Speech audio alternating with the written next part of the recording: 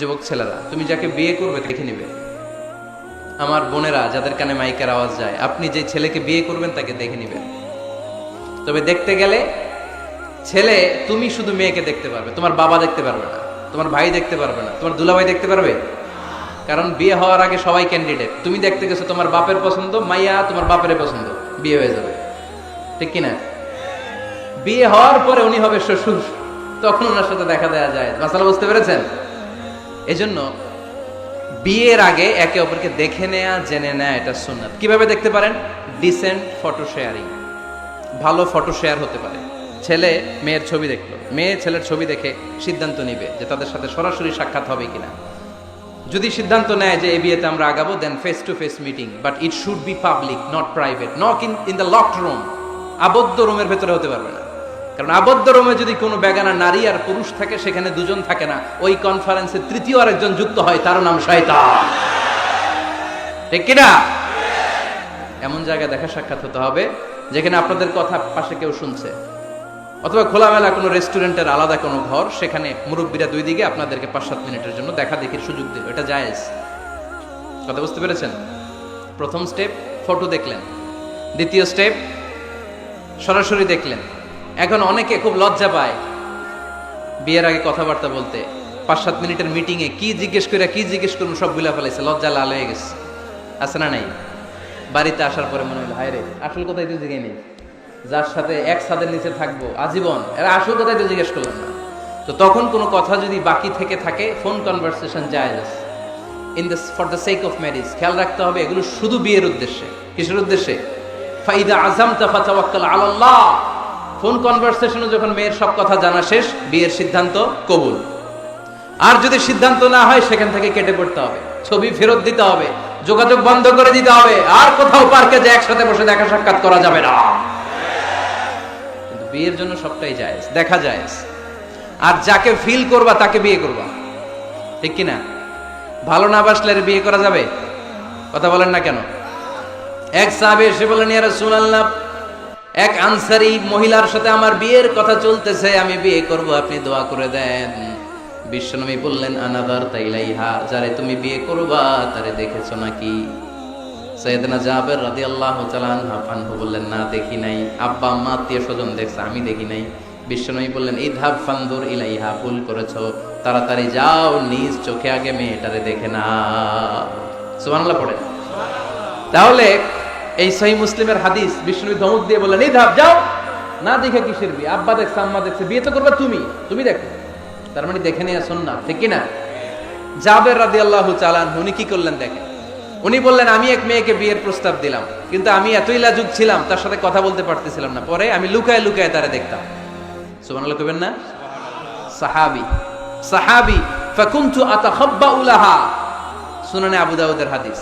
বিষ্ণু ইসা ইসলাম বলেছেন, যে যাকে বিয়ে করবে সেজন্য তার এমন কিছু দেখে নেয় যেটা দেখার ফলে তার প্রতি তার ভালোবাসা সৃষ্টি হয়। এটা সুন্নাত। হয়তো আপনি মেয়েটার কথা বলার স্টাইল দেখলেন, কিভাবে হাঁটে, তার চাহনি, তার হাসি, এগুলো দেখে তার প্রতি আপনার একটা ভালোবাসা হৃদয়ে জন্মায় দিবে কে? ভালোবাসা না জন্মালে বিয়ে করতে পারবেন? কথা বলেন না কেন? আব্বা আম্মা একটা ধরে নিয়ে আসছে, তারপরে কবুল বলা যাবে? এগুলোর জন্য এদেশে ডিভোর্সের রেট বাড়তেছে। ছেলে মেয়েদেরকে ওপেনলি একে অপরের সাথে দেখা করার সুযোগ করে দেয় না। বিয়ের আগে মুরব্বীদের সুপারভিশনে কথা বলা, দেখার সুযোগ করে দিবেন। যখন পূর্ণাঙ্গভাবে দেখা দেখি হয়ে যাবে, আল্লাহর উপর তাওয়াক্কুল করে কবুল বলে ফেলতে হবে, ঠিক কিনা? এজন্য স্কলাররা বলে, ইদা লা তাকনা লা তাতাজাওয়াজ, যদি তোমার ভালো না লাগে বিয়ে করবে না। আল্লাহ কোরআনে বলে নাই, ফানকিহু মিনান নিসাই মাসনা ওয়া সুলাসা, ইচ্ছা মতো বিয়ে করো না। আল্লাহ বলেছে, ফানকিহু মা তাবা লাকুম মিনান নিসাই মাসনা ওয়া সুলাসা ওয়া রুবা, যারে তোমার ভালো লাগে, মা তাবা লাকুম, যাকে দেখে তোমার ভালো লাগে, যাকে তুমি জীবন সঙ্গনী করতে চাও, এরকম দেখে দেখে বিয়ের দরকার আছে না নাই? দেখলা, ফোনে কথাও বললা, তারপর মন একবার এদিকেও টানে ওদিকেও টানে, আছে না নাই? এরকম বিয়েতে হয় না? এই কথা শুনতেছেন? মনোযোগ আছে না গেছে? মন এদিকেও টানে ওদিকেও টানে। এই ক্ষেত্রে ইস্তেখারা করবেন। কি করবেন? ইস্তেখারা কখনো শুনেন নাই?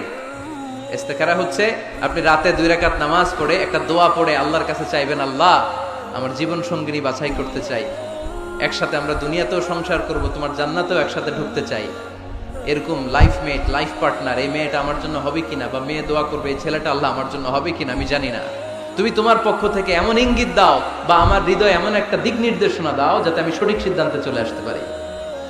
এই দোয়াটা পড়ে, 2 রাকাত সালাত পড়ে আপনি যদি ঘুমান, আপনাকে আরশের উপর থেকে দিক নির্দেশনা দিবে কে? ইটস নট নেসেসারি যে you have to see the dream, Allah আপনাকে স্বপ্নে দেখাই দিবে এমনটা নয়। হয়তো এমন হতে পারে একটা ইঙ্গিত আপনি পাবেন, অথবা ঘুম থেকে উঠার পরে এই ফ্যামিলির প্রতি আপনার একটা আলাদা আকর্ষণ জাগবে, তখনই আপনি বুঝবেন আল্লাহর পক্ষ থেকে এই রহমত নাজিল করেছে কে। ইস্তেখারা করবেন। সেই বুখারীর হাদিস, কানা রাসূলুল্লাহ সাল্লাল্লাহু আলাইহি ওয়াসাল্লাম ইউআল্লিমুনা আল-ইস্তিখারা ফিল উমুরি কুল্লিহা কামা ইউআল্লিমুনা সূরাতা মিনাল কুরআন। বিশ্বনবী আমাদেরকে যেভাবে কোরআনের সূরা শিখাতো ওইভাবে ইস্তেখারাও শিখায় দিয়েছে, পড়েন সুবহানাল্লাহ। 2 রাকাত নামাজ পড়বেন, এরপর আল্লাহর কাছে দোয়া করবেন, আল্লাহুম্মা ইন্নী আস্তাখিরুকা বিইলমিক ওয়া আস্তাকদিরুকা বিকুদরাতিক। ও আল্লাহ, আপনার কাছে আমরা চাই, কোনটা ভালো দেখিয়ে দেন। ওয়া আসআলুকা মিন ফাদলিকাল আযীম ইন্নাকা তাকদির ওয়া লা আকদির ওয়া তা'লাম ওয়া লা আ'লাম ওয়া আনতা আল্লামুল গুয়ুব। আল্লাহুম্মা ইন কুনতা তা'লামু আন্না হাযাল আমরা খায়রুন লি ফি দীনি ওয়া মা'আশি ওয়া আকিবাতি আমরি ফাকদুরহু লি ওয়া ইয়াসসিরহু লি সুম্মা বারিক লি ফি। পড়েন আমিন। আল্লাহুম্মা ইন কুনতা তা'লামু আন্না হাযাল আমরা শাররুল লি ফি দীনি ওয়া মা'আশি ওয়া আকিবাতি আমরি ফাসরিফহু আন্নী ওয়াসরিফনি আন। আল্লাহ, এটা যদি আমার দুনিয়ার জন্য ভালো হয়, আমার আখিরাতের জন্য ভালো হয়, তাহলে এই সম্বন্ধের দিকে, এই পরিণয়ের দিকে, এই ফ্যামিলির সাথে সম্পর্কের দিকে আমার মনটারে ঝুঁকায় দেন। আপনার মন ঝুঁকায় দিবে কে? আর আল্লাহ, যদি দিন দুনিয়ায় এই ফ্যামিলিতে আমার কল্যাণ না থাকে, আমার মনটাকে এখান থেকে অন্যদিকে ঘুরায় দেন, ঘুরায় দিবে কে? ইস্তেখারা করুন।